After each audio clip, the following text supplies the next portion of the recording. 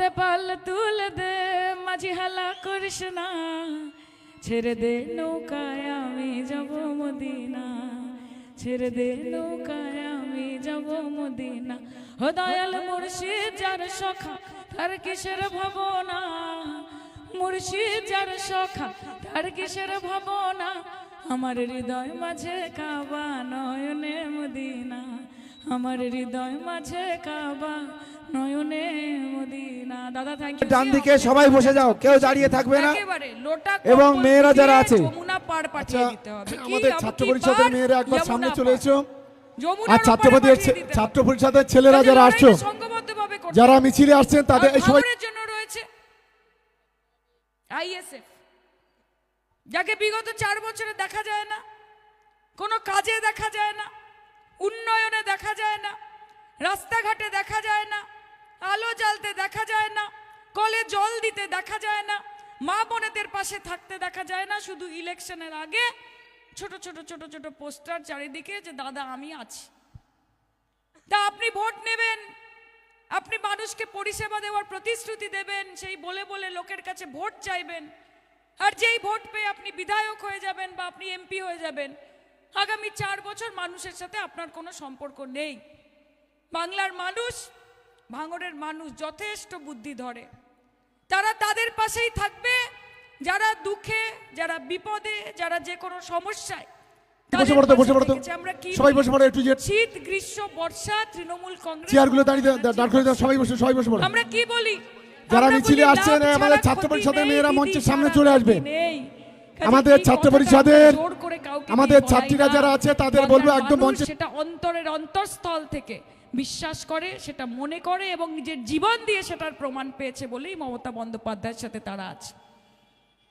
আজকে হিন্দু হোক বা মুসলমান হোক, শিখ হোক বা খ্রিস্টান হোক, বৌদ্ধ হোক কিংবা জৈন হোক, যেই হোক না কেন, মমতা বন্দ্যোপাধ্যায় সর্বধর্ম সমন্বয়ে বিশ্বাসী।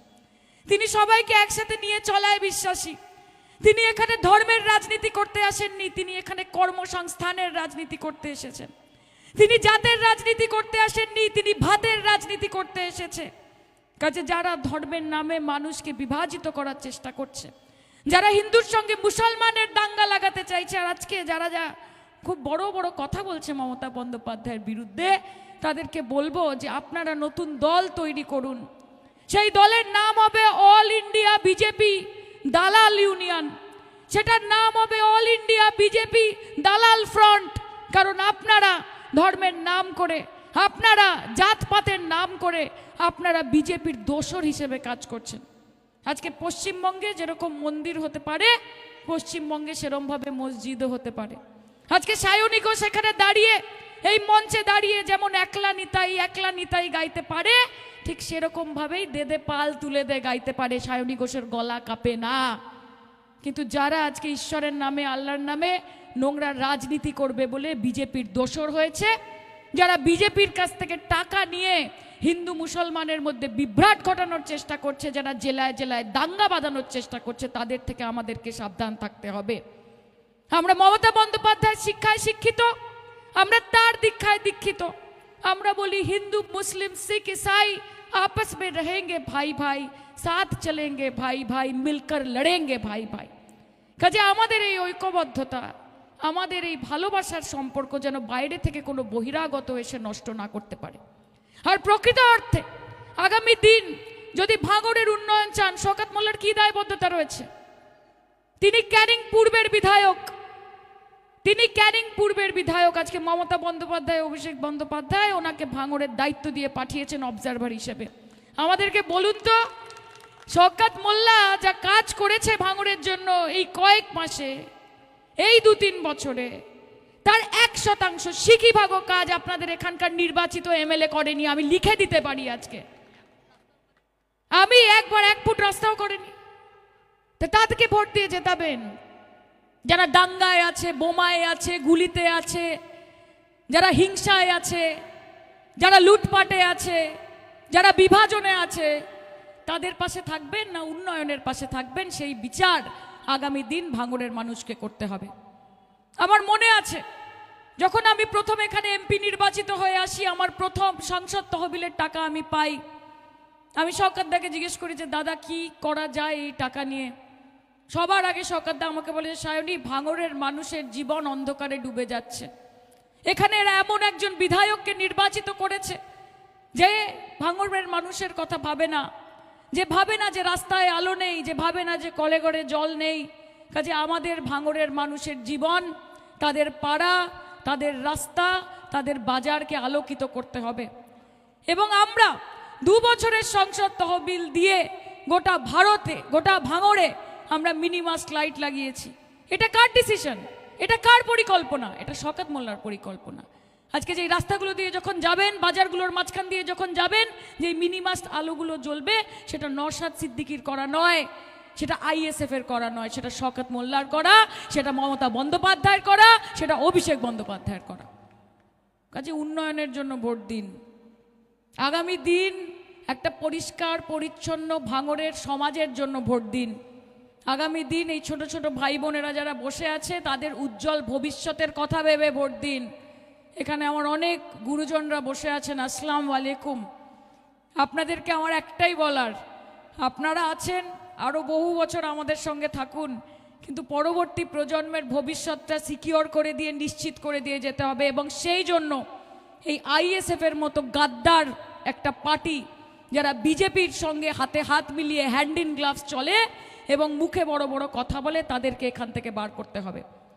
তাই ছাত্র যুবকে এগিয়ে আসতে হবে, ছাত্র যুবকের লড়াই করতে হবে। আর তৃণমূল কংগ্রেস, ये सर कटेगा लेकिन झुकेगा नहीं, नाम है तृणमूल कांग्रेस, कभी रुकेगा नहीं। नाम है तृणमूल छात्र परिषद, कभी रुकेगा नहीं।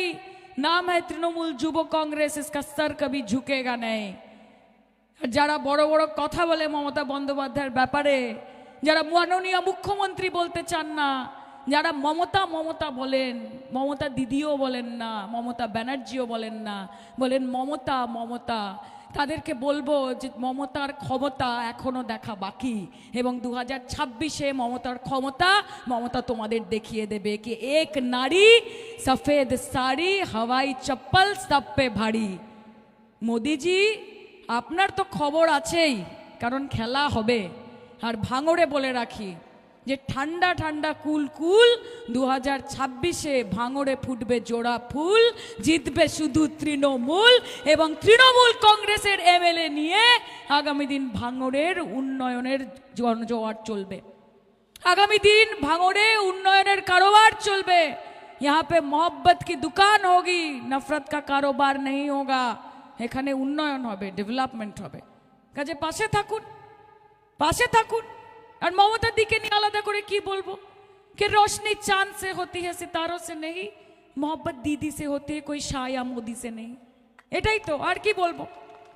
আর ছাত্র যুবদের বলি, এগিয়ে চলো, আমরা তোমার সাথে আছি। রিন্টু, তুমি এগিয়ে চলো, আমরা তোমার সাথে আছি। শওকতদা, তুমি এগিয়ে চলো, সমগ্র ভাঙড় তোমার সাথে আছে। আমরা কর্মে বিশ্বাসী, আমরা হাহুতাশ করায় বিশ্বাসী না, আমরা বাড়িতে বসে বসে ভোট করানোতে বিশ্বাসী না, আমরা মাঠে ময়দানে থেকে ভোট করানোতে বিশ্বাসী। এবং আমরা ভাগ্যের ওপর বিশ্বাসী নয়, আমরা শ্রমের ওপর বিশ্বাসী। এবং সেই জন্য আমরা একটা কথা বলি कि हाथों की लकीरों पे मत जाए गालिब, कि हाथों की लकीरों पे मत जाए गालिब, नसीब उनके भी होते हैं जिनके हाथ नहीं होते। কাজে আমাদের নিজের ভাগ্য নিজে নির্ধারণ করতে হবে। 2026-এ লড়তে হবে এবং লড়াই করে জিততে হবে। হাত তুলে বলুন তো, তৈরি তো? জিতবো, লড়বো, খেলা হবে। একবার আমার সাথে বলুন, বলুন লড়াই লড়াই লড়াই চাই। বলো লড়াই লড়াই লড়াই চাই। আর এই লড়াইয়ের নেত্রীকে, আর এই লড়াইয়ের নেতাকে বলবো আইএসএফ হটাও, বলবে ভাঙড় বাঁচাও। জোরে বলো, বলো আইএসএফ হটাও। হাতগুলো উঠছে না কেন? আইএসএফ হটাও, আইএসএফ হটাও। আর বলবো বিজেপি হটাও, বলবে দেশ বাঁচাও। বলো বিজেপি হটাও, বিজেপি হটাও, বিজেপি হটাও। কাজে যতই নাড়ো কলকাঠি, 2026-এ নবান্নের 14 তলা বে কোনো বুট উঠবে না, উঠবে শুধু হাওয়াই চটি, হাওয়াই চটি, হাওয়াই চটি। খেলা হবে। ভালো থাকুন, সুস্থ থাকুন। আমি আর বেশিক্ষণ বলছি না, কারণ আমাকে এবার প্লেনে উঠতে হবে, কাজে আমাকে চলে যেতে হবে। আমি আবার আসবো ফিরে ভাঙড়ের তীরে।